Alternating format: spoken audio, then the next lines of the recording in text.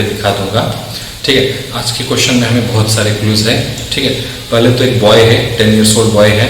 ठीक है, उसको रिकरेंट जॉइंट पेन होता है और रिकरेंट ब्लीडिंग की हिस्ट्री है और there is no mucosal bleeding. ठीक है, अगर सबसे पहले तो हम देखिए बॉय है and it's an x linked recessive. If it is an inherited disorder it will be x linked recessive. और क्या है, रिकरेंट जॉइंट पेन है अलॉन्ग विथ रिकरेंट ब्लीडिंग, इसका मतलब है रिकरेंट जॉइंट ब्लीडिंग हो रहा है और there is no mucosal bleeding. ठीक है, तो ये सब पॉइंट करते हैं towards haemophilia A, haemophilia B which occurs due to deficiency of factor 8 and factor 9। ठीक है, तो फैक्टर 8 जो एंटी हीमोफिलिक फैक्टर बोलते हैं और फैक्टर 9 जो एंटी क्रिसमस फैक्टर बोलते हैं। ठीक है, ये इसका आंसर है। ठीक है, फैक्टर 8 एंड फैक्टर 9 ये इसका आंसर है। ठीक है, और सारे कोऑगुलेशन फैक्टर्स के बारे में पढ़ लो। ठीक है, और सेकंड ऑप्शन जो है फैक्टर 3, फैक्टर 4। फैक्टर 3 है टिश्यू थ्रोम्बोप्लास्टिन फैक्टर, फैक्टर 4 है आयोनिक कैल्शियम। ठीक है, टोटल 13 कोऑगुलेशन फैक्टर्स है। मैं यहाँ पे हो सके तो एक स्क्रीनशॉट दिखा दूंगा।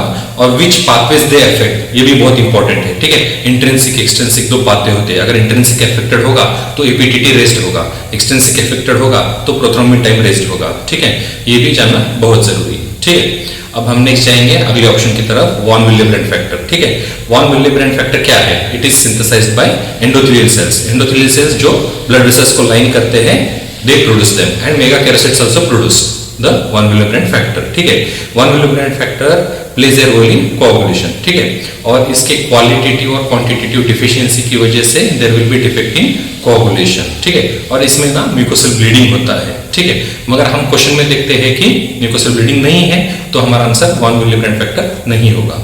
और लास्ट ऑप्शन है लूपस एंटीकोगुलेंट। ठीक है, लूपस एंटीकोगुलेंट किसमें पॉजिटिव मिलता है?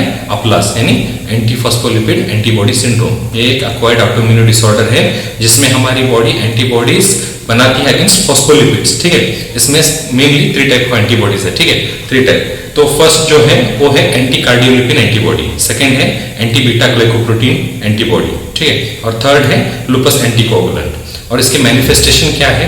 अगर प्रेगनेंसी में ये मैनिफेस्ट हो रहा है तो रिकरेंट प्रेगनेंसी लॉस होता है। ठीक है, और इसका डायग्नोस्टिक क्राइटेरिया पढ़ लो ओबीजी में, वो बहुत इंपॉर्टेंट क्वेश्चन है। ठीक है, और अगर वो क्लॉट अगर पैर में होता है तो डीप वेन थ्रोम्बोसिस की मैनिफेस्टेशन होगी। And if the clot travels to lung, ठीक है, पल्मोनरी एम्बोलिज्म जैसे शॉर्टनेस ऑफ ब्रीथ की मैनिफेस्टेशन होगी। ठीक है, तो अप्लास एक बहुत इंपॉर्टेंट क्वेश्चन है from OBG point of view, इसको भी अच्छे तरीके से पढ़ लो। ठीक है, तो इसका आंसर था फैक्टर 8 फैक्टर 9। Thank you.